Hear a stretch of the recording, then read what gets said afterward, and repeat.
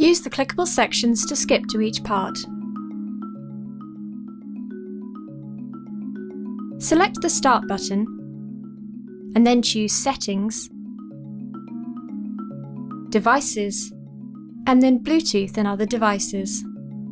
Select the Bluetooth switch to turn it on or off.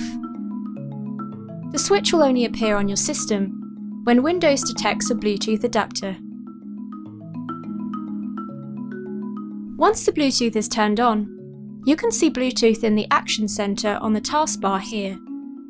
If you don't see Bluetooth in your Action Center, you can change it by selecting Action Center on the taskbar. Bluetooth should appear here by either Bluetooth or Not Connected.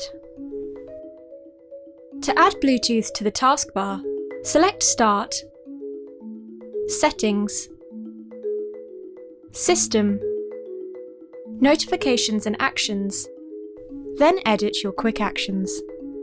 Go to the Add icon at the bottom of the window here, and then click Bluetooth.